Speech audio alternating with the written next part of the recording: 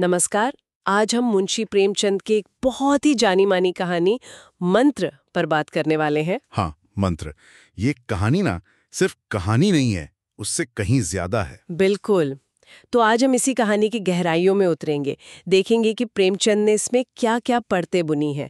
हमारे पास कहानी का मूल पाठ है और कोशिश रहेगी कि हम सिर्फ कहानी सुनाए नहीं, बल्कि उसके किरदारों, उनके द्वंद्व और उस समय के समाज पर भी थोड़ी बात करें। सही कहा, क्योंकि मंत्र में कर्तव्य है, वर्ग भेद है, गुस्सा है, लाचारी है और फिर पश्चाताप और माफी भी है। बहुत कुछ है इसमें। तो शुरुआत करते हैं कहानी के पहले हिस्से से, जहां वो टकराव होता है।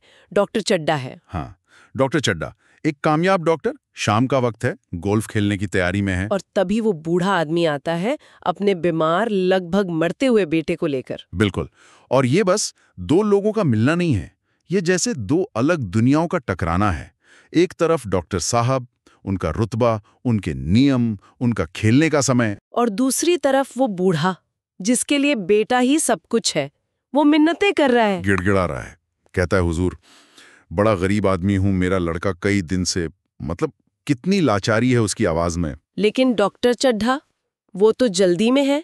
साफ कह देते हैं, कल सवेरे आओ, कल सवेरे। हम इस वक्त मरीजों को नहीं देखते। हाँ, कोई लिहाज नहीं।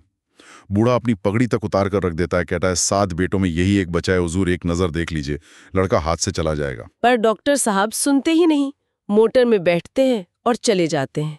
कल सवेरे आना, बस। और यही प्रेमचंद चोट करते हैं उस सिस्टम पर, जहाँ एक अमीर आदमी के खेलने का समय एक गरीब के बच्चे की जिंदगी से ज्यादा कीमती हो गया। नतीजा, उसी रात उस बूढ़े का बेटा मर जाता है। उसका एकमात्र सहारा छिन गया। जिंदगी में अंधेरा ही अंधेरा। बहुत दुखद। और ये कहानी का पहला अहम मोड़ है। कहानी यहाँ रुक भी सकती थी, पर प्रेमचंद इसे आगे बढ़ाते हैं कई साल बाद। हाँ, कई साल बीत जाते हैं। डॉक्टर चड्ढा और तरक्की करते हैं, खूब यश, खूब पैसा, सेहत का भी पूरा ध्यान रखते हैं। 50 के होकर भी एकदम फुर्तीले। उनके 2 बच्चे हैं, एक बेटी जिसकी शादी हो चुकी है और एक बेटा कैलाश। कैलाश 20 साल का नौजवान, होनहार है, कॉलेज में पढ़ता है, शील, विनय, रसिक, उदार, मतलब माँ बाप की आंखों का तारा। और कहानी हमें ले जाती है कैलाश की 20वीं सालगिरह के जश्न में। बिल्कुल। बड़ी शानदार पार्टी चल रही है। हरी घास पर कुर्सियां, शहर के रईस लोग, कॉलेज के दोस्त, बिजली की रोशनी। कैलाश का लिखा नाटक भी होने वाला है। कैलाश मेहमानों की आभा भगत में लगा है। तभी उसकी एक सहपाठी है, मृणालिनी, शायद प्रेमिका भी। हाँ, मृणालिनी। वो कैलाश से कहती है, क्यों कैलाश, तुम्हारे सांप कहाँ हैं? अच्छा, तो कैलाश को सांपों का शौक था। हाँ, बहुत। सांप पालता था, उन्हें खिलाता, नचाता था, जड़ी बूटियां भी जमा करता था सांपों के बारे में। कॉलेज में लेक्चर भी दे चुका था। क्षमा करो, कल दिखा दूंगा। लेकिन मृणालिनी नहीं मानती। जी नहीं, तुम्हें दिखाना पड़ेगा। और फिर दोस्त लोग भी मजाक उड़ाने लगते हैं। हाँ, छेड़ते हैं उसे। दिखा क्यों नहीं देते जी? मिस गोविंद इतनी सीधी हैं। कोई कहता है, अजी बोलना छोड़ देती। कैलाश मना करता है, कहता है कमरे में भीड़ है, सांपों को दिक्कत होगी। पर शायद दोस्तों का दबाव और मृणालिनी को इम्प्रेस करने की चाह, या शायद अपने हुनर पर थोड़ा गुमान भी, कि देखो मैं सांपों को कैसे काबू में रखता हूँ। हाँ, ये भी हो सकता है। खैर, मृणालिनी बीच में कहती भी है कि आप लोग मेरी वकालत न करें, मैं नहीं देखूंगी सांप। पर तब तक शायद कैलाश का मन बन चुका था। उसे मृणालिनी का उतरा हुआ चेहरा देखकर बुरा लगा। तो फिर पार्टी के बाद जब गाना बजाना शुरू होता है, कैलाश कुछ दोस्तों और मृणालिनी को सांपों के दरबे के पास ले जाता है। हाँ, और फिर वो महुवर बजाता है, एक एक करके सांपों को निकालता है और वाकई कमाल दिखाता है। सांप जैसे उसकी बात मानते हैं। किसी को उठा लिया, गर्दन में डाल लिया, हाथ में लपेट लिया। मृणालिनी डरती भी है, कहती है इन्हें अब गर्दन में ना डालो। पर कैलाश कहाँ सुनने वाला। शायद प्रेमिका के सामने अपनी कला दिखाने का मौका वो चूकना नहीं चाहता। तभी एक दोस्त पूछता है, दांत तोड़ डाले होंगे। और यहीं कैलाश शायद गलती कर बैठता है। वो कहता है, दांत तोड़ डालना मदारियों का काम है, कहिए तो दिखा दूं। वो साबित करना चाहता है कि उसका हुनर असली है। और वो एक खतरनाक काले जहरीले सांप को पकड़ लेता है। बताता है कि इसका जहर कितना तेज है, आदमी आनन फानन में मर जाए। मृणालिनी फिर रोकती है, नहीं नहीं कैलाश, ईश्वर के लिए इसे छोड़ दो। पर दोस्त लोग शायद अब भी यकीन नहीं करते। तो कैलाश क्या करता है?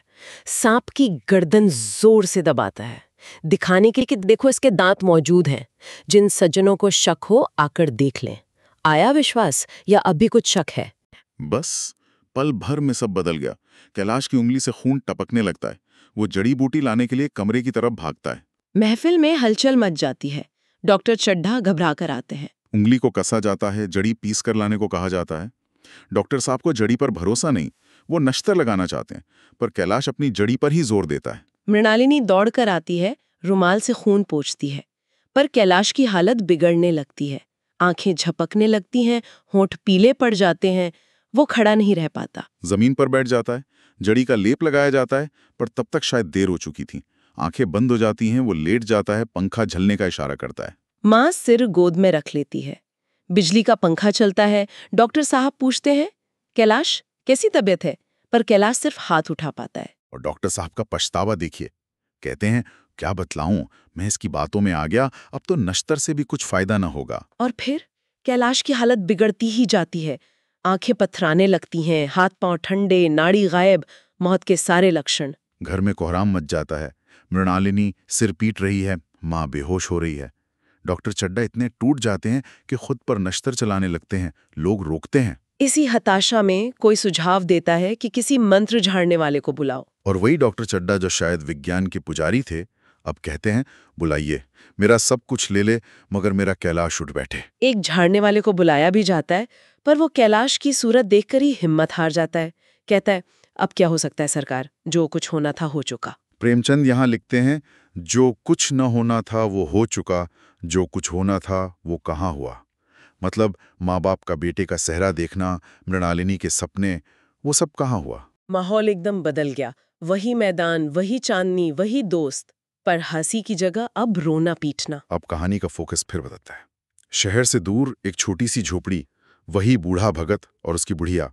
जाड़े की रात है। उनकी गरीबी का चित्रण देखिए। अंगीठी है, मिट्टी की कुप्पी जल रही है, न चारपाई न ढंग का बिछौना, पुआल पर लेटे हैं, रस्सी बटकर गुजारा करते हैं। जिंदगी जैसे थमसी गई है। लिखा है, उन्हें न किसी ने रोते देखा न हंसते, एकदम भाव शून्य। तभी एक आदमी आवाज देता है, भगत भगत। डॉक्टर चड्ढा, बाबू के लड़के को सांप ने काट लिया। भगत चौंकता है, पूछता है, वही डॉक्टर चड्ढा? हाँ वही। और भगत का पहला रिएक्शन क्या होता है? सालों का दबा हुआ दर्द, वो अपमान। बिल्कुल, एकदम कठोर होकर कहता है, मैं नहीं जाता, मेरी बला जाए। वही चड्ढा है। भगवान बेटे से सुन रहे थे, अब जान पड़ेगा कि बेटे का गम कैसा होता है। आदमी बताता है कि वही एक लड़का था, सबने जवाब दे दिया है। भगत के अंदर जैसे प्रतिशोध की आग जल उठती है। कहता है, भगवान बड़ा कारसाज है। कलेजा ठंडा हो गया, आंखें ठंडी हो गई। यहाँ तक कि सोचता है बाद में जाके ताना मारेगा, हाल पूछेगा। ये शायद भगत की जिंदगी में पहली बार हुआ था कि सांप काटने की खबर सुनकर वो बैठा रह गया। हाँ, लेखक बताते हैं कि उसका 80 साल का जीवन निस्वार्थ सेवा में बीता था। आधी रात हो, बारिश हो, वो कभी मना नहीं करता था। बिना कुछ लिए मंत्र फूंक देता था। ये उसका स्वभाव था। पर आज उसका अपना दुख उसके स्वभाव पर भारी पड़ रहा है। वो लेटने की कोशिश करता है, कुप्पी बुझा देता है, पर बेचैन है। मन टिक नहीं रहा, जैसे कुछ खो गया है। मन कह रहा है, उठ चल। आखिरकार वो उठता है, लकड़ी उठाता है, धीरे से किवाड़ खोलता है। बुढ़िया पूछती है, कहाँ? भगत बहाना बनाता है, देखता था कि कितनी रात है। बुढ़िया समझ जाती है, ताना मारती है, मन तो चड्ढा के घर पर लगा हुआ है। भगत इनकार करता है, कहता है, चड्ढा ने मेरे साथ कौन सी नेकी कर दी है जो मुझे काटे बोए उसके लिए फूल बोता फिरूं। ये शब्द उसके अंदर के द्वंद्व को दिखाते हैं। गुस्सा भी है, पर उसका जो मूल स्वभाव है वो उसे खींच रहा है।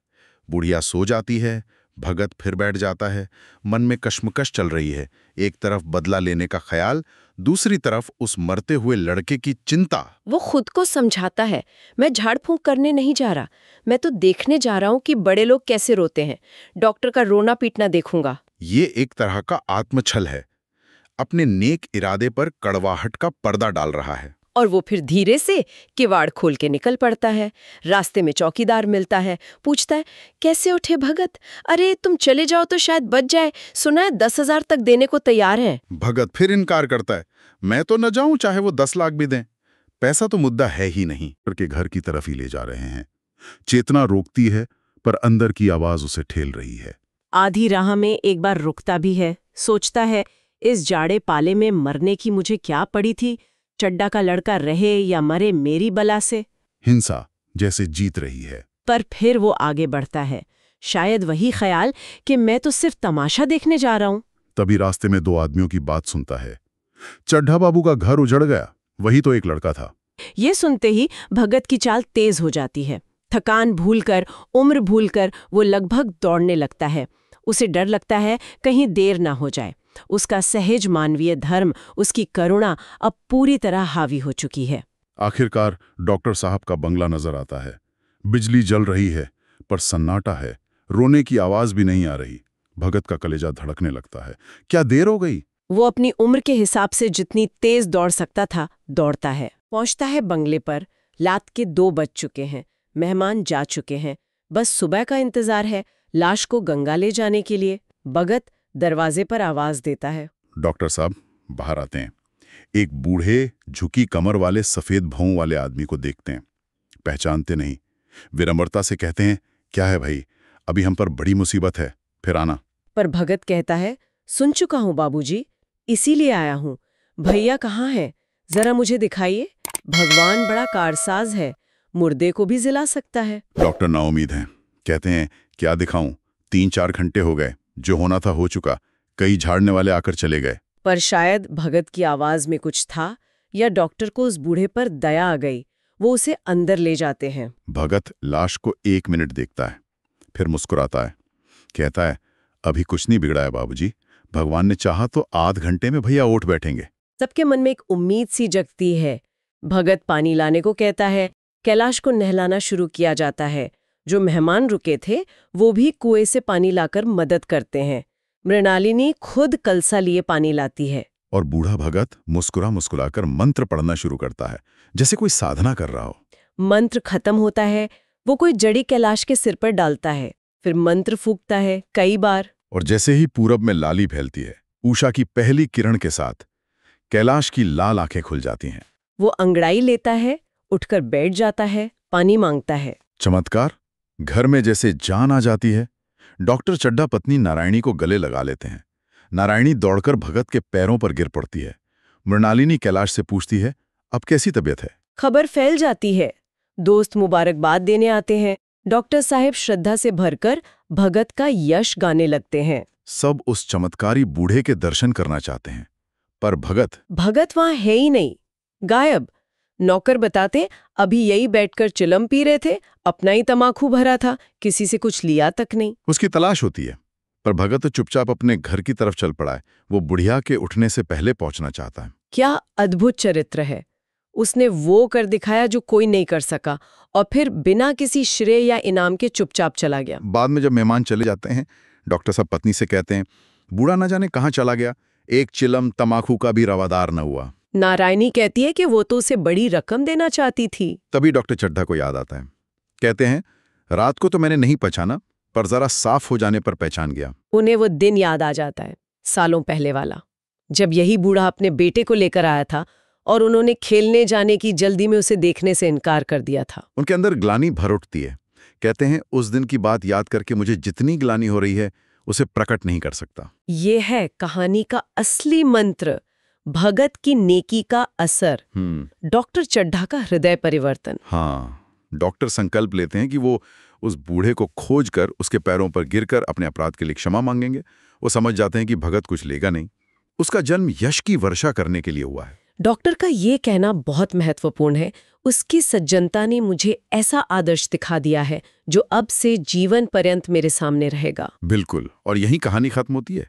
एक बूढ़े भगत की निस्वार्थ सेवा, उसका मानवीय धर्म और डॉक्टर चड्ढा का पश्चाताप और बदलाव। ये कहानी हमें बहुत कुछ सोचने पे मजबूर करती है। बदला लेने की भावना कितनी स्वाभाविक है, पर उससे ऊपर उठकर माफ कर देना और बिना किसी अपेक्षा के भलाई करना, ये कितना बड़ा है। हाँ, भगत का किरदार तो मतलब एक आदर्श है, निस्वार्थ सेवा का। और डॉक्टर चड्ढा का बदलाव हमें उम्मीद देता है कि इंसान अपनी गलतियों से सीख सकता है, बदल सकता है। अब जिसने कैलाश को जिंदगी दी और डॉक्टर चड्ढा को एक नया जीवन दर्शन। शायद दोनों, या शायद वो भावना ही असली मंत्र थी। प्रेमचंद ने इसका जवाब पाठक पर छोड़ा है। ये कहानी हमें अपने अंदर भी झांकने को कहती है। हम सब में कभी डॉक्टर चड्ढा वाला अहंकार या उदासीनता आ सकती है, तो कभी भगत वाली करुणा और सेवा भाव भी।